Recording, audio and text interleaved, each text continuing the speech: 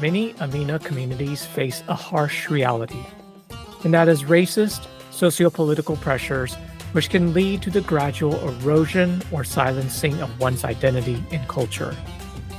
So, finding ways to heal, to connect, and reignite one's identity may require multiple ways to tap into different ways of relating to the self. How might music play a role in that healing process? And imagine connecting with and through music.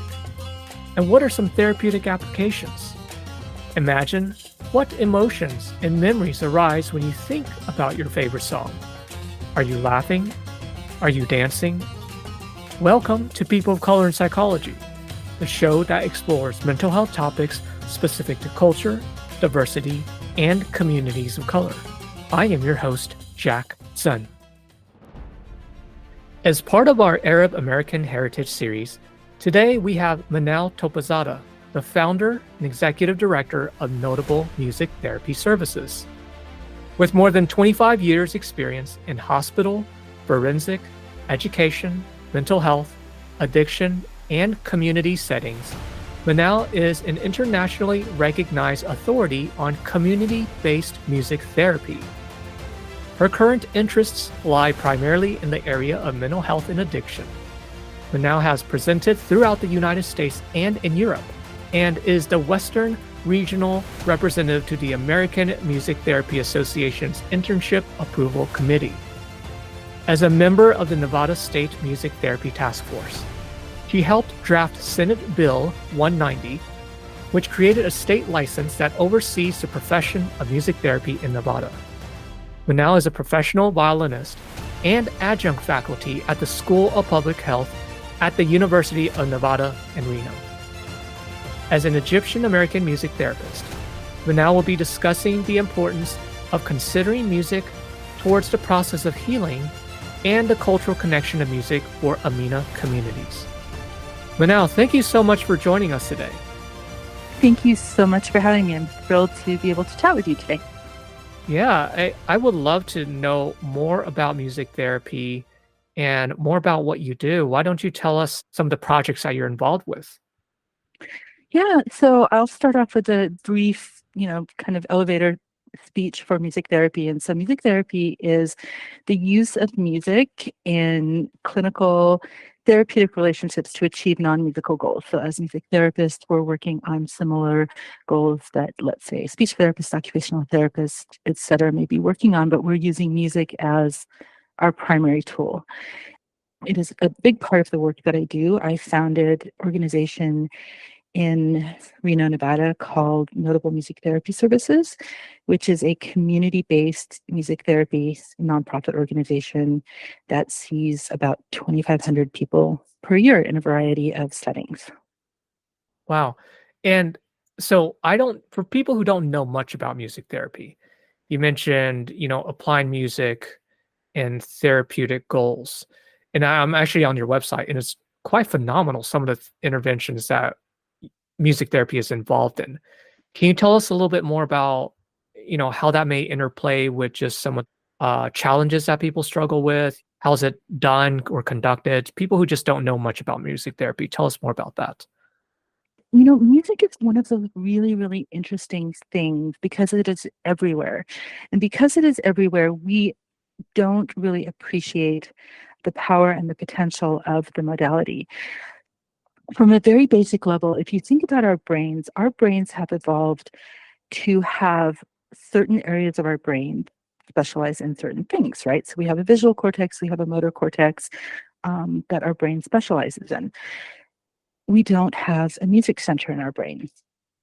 And so really from an evolutionary perspective, this can speak to one of two things. This can speak to either the fact that music is so unimportant to us as humans that our brains are just, whatever, haven't spent any time thinking about music, or it can speak to the fact that music is so integral and so important to us as human beings that it is too important to have any one part of our brain specialize in.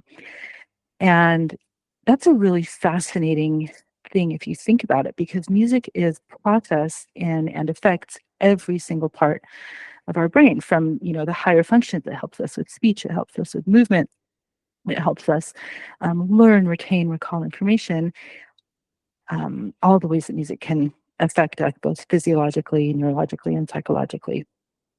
Yeah. So that was a very go ahead.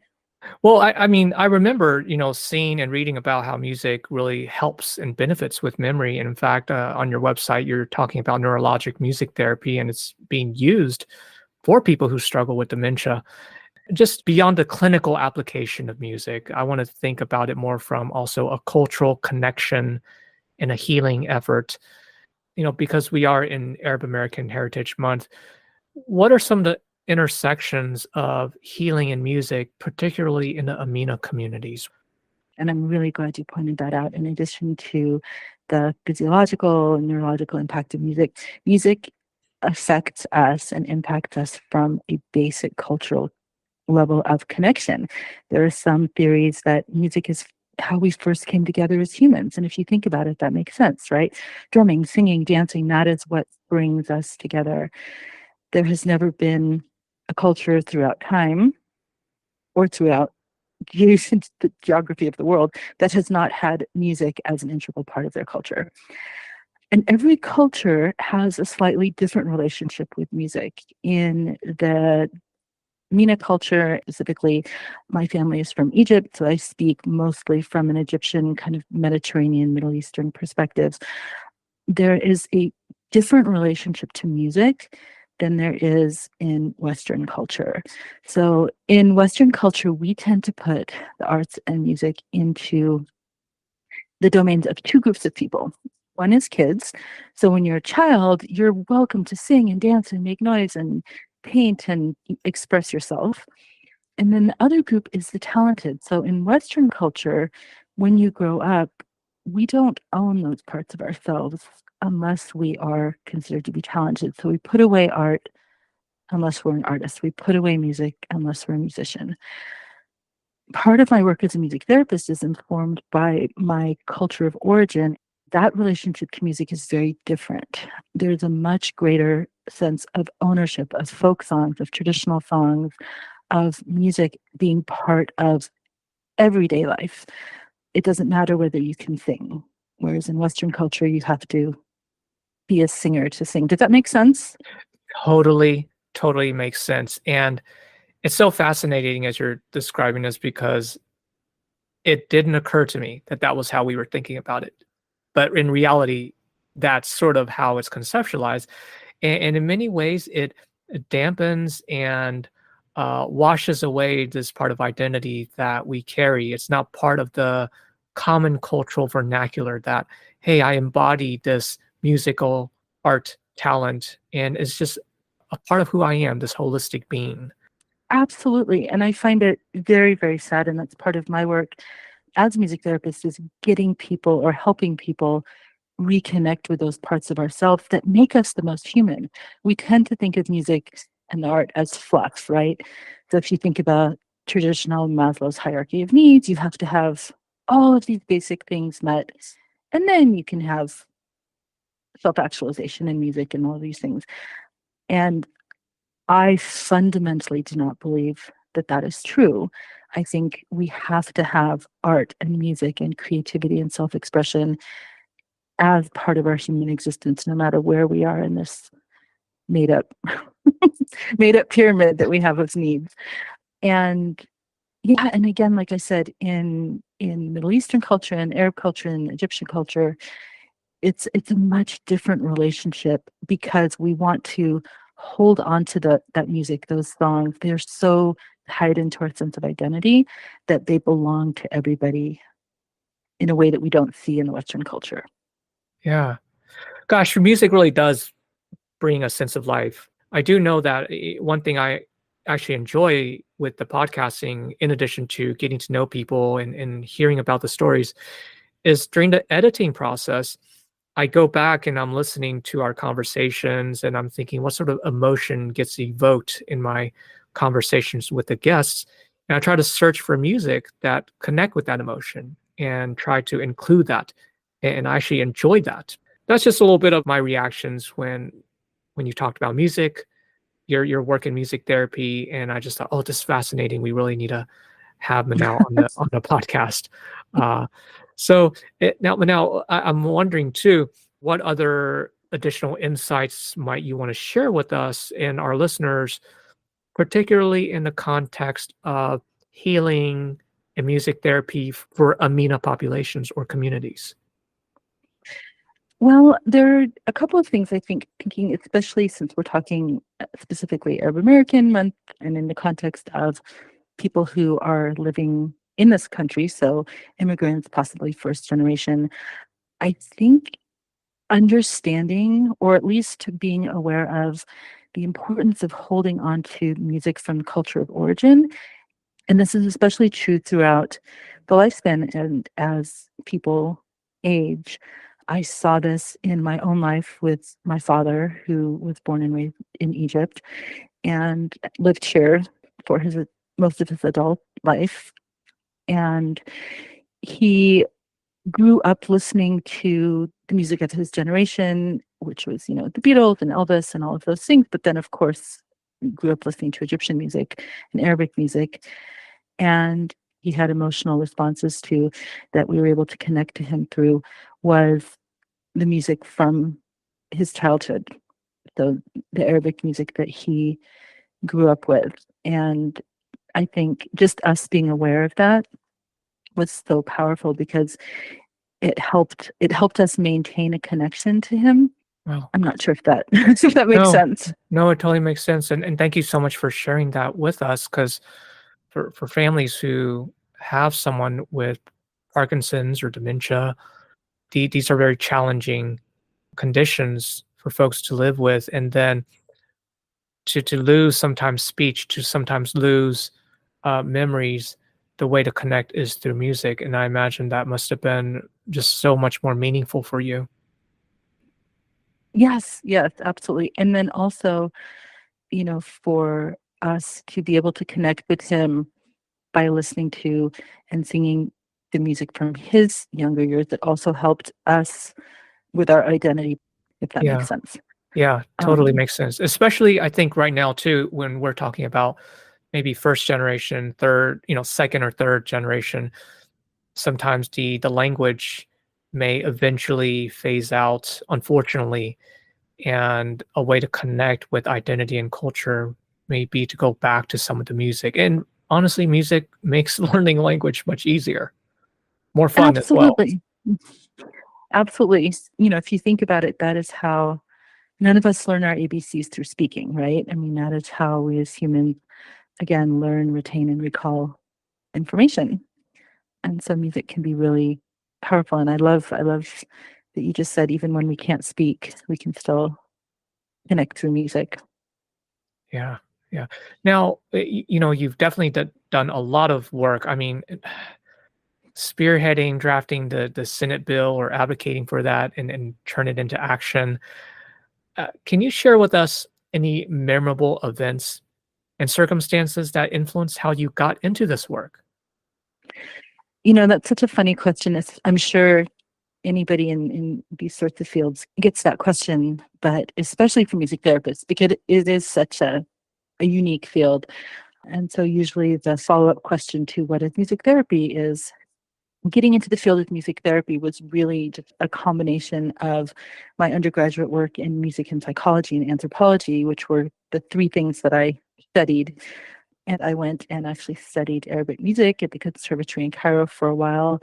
And that process really helped me realize that I did not want to study music and anthropology in a theoretical way. I didn't want to study it in that academic way. I wanted to find ways to use music in the context of people's lives and in context of their lived experiences.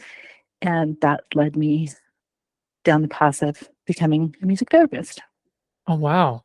Wow. This is actually very exciting to hear that you studied Arabic music, because I know you and I talked before the recording, and we were mentioning, and I think how music therapy is being taught oftentimes is reflected with classical music or something. I'm unclear, like what type of music Is there like a curriculum that says, oh, like for instance, with therapy, it's like, oh, you learn DBT, CBT, psychodynamic theory. So is there like a framework per se with music therapy? Yeah, so music therapy is an interdisciplinary field. So if you do a graduate degree in music therapy, you usually specialize in something. And I specialized, my specialty was psychology within music therapy. Music therapy as a field is very heavily focused on Western values and Western training with regard to music. So one unfortunate result of this is as a field, it tends to automatically weed out people who are not trained in classical Western music. So even to get into music therapy school, you have to have a primary instrument. You have to be able to read music. You have to be able to sight read music. You have to be able to transpose songs. So you have to have a very strong Western foundation as a musician before you can even go into a program. And unfortunately, there are a lot of amazing musicians and amazing potential music therapists may have never learned to read Western music, but they can play by ear phenomenally. They may not know music theory, but they can play, you know, any instrument you put in front of them. And those individuals are all too often excluded from even going into the field because they don't meet this very narrow criteria of what a musician should be and then what a music therapist should be. Gosh, that is so unfortunate. You talked about the barrier into, I guess, getting into music therapy. I am curious, in your career as a person of color, what were some challenges that you faced and overcame that you would be willing to share? Well, from a musical perspective, I was raised in a very Western classical musical tradition. My mom is an amazing pianist and taught piano for 30 years, and I grew up playing piano and violin, and I went that route. So from a musical standpoint, I had no issues going into the field of music therapy.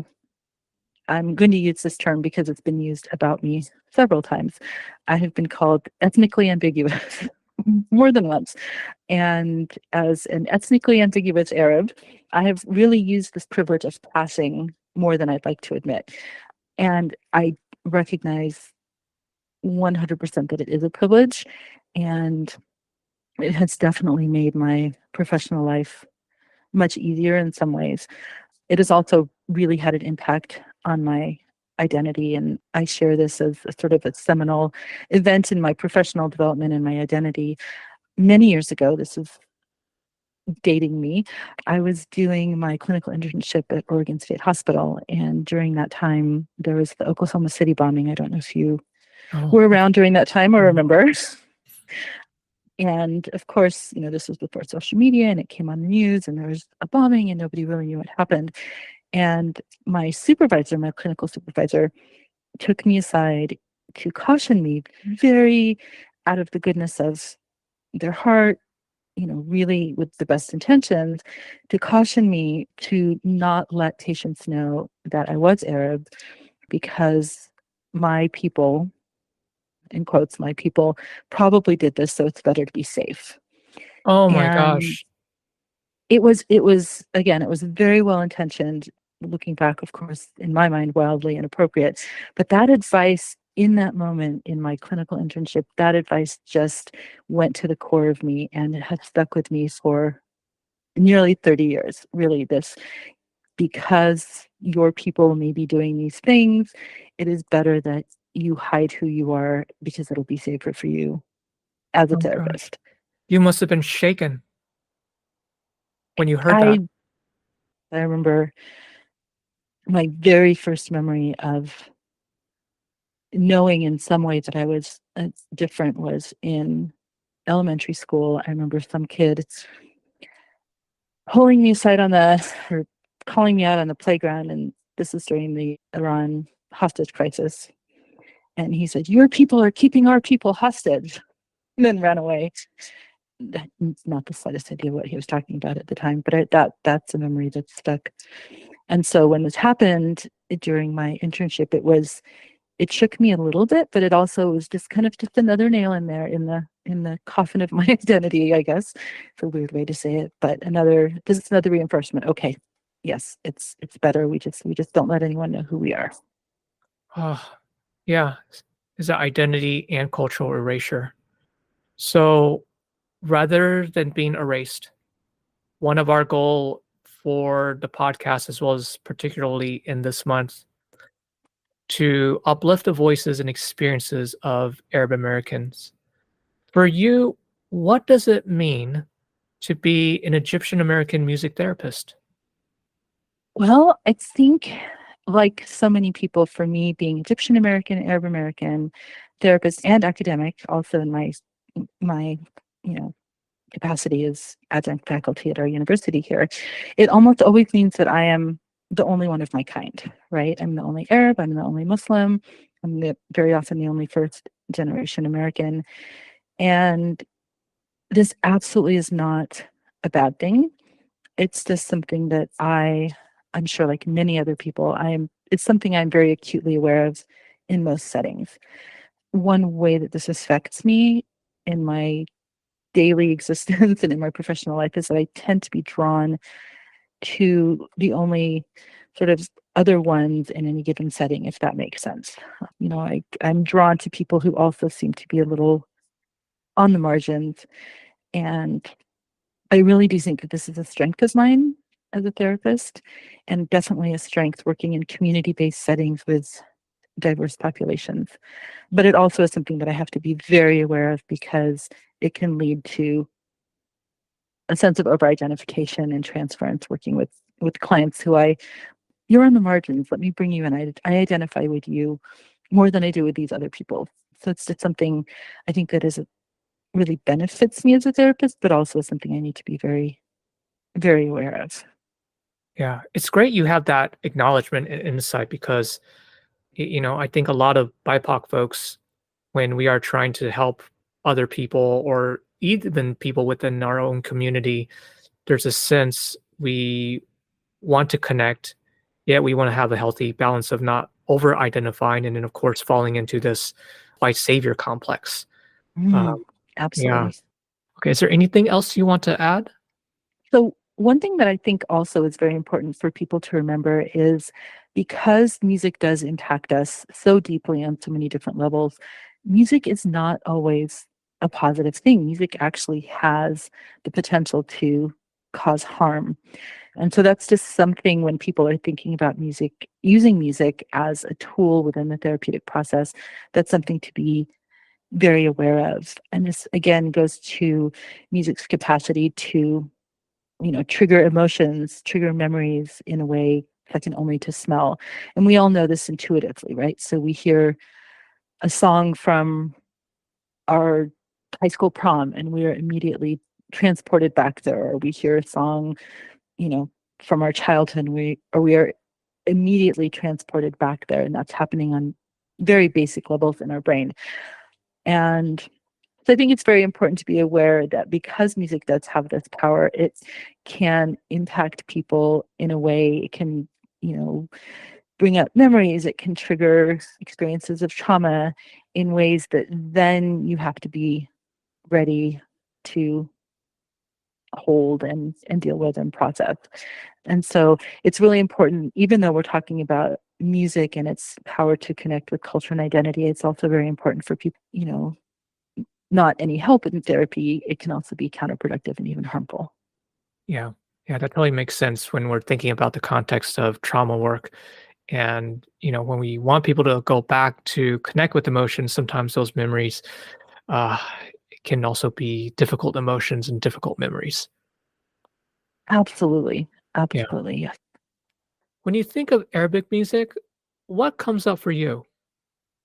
So when I think about Arabic music, I of course think about my parents, my grandparents, and I did spend summers in Egypt. I spent time in Egypt growing up, and that music was ever present both when I was there and when I was here. So I can hear a song by Abdel Halim Hafiz or Kulthum or some very, well-known Egyptian singers of yore, and I might not know the name of the song, I might not know the lyrics, I might not have any idea what they're singing about, but that music just triggers feelings of nostalgia and comfort and home. All right, Manal. Well, thank you so much for being on our show today. Thank you for your work and commitment. I really appreciate you. Thank you so much for having me today.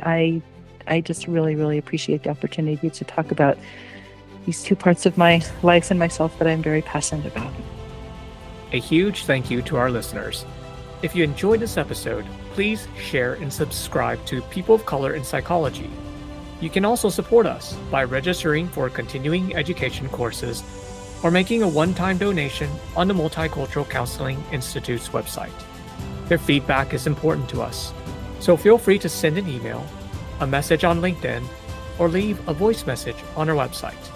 Until next time, this is your host, Jack Sun.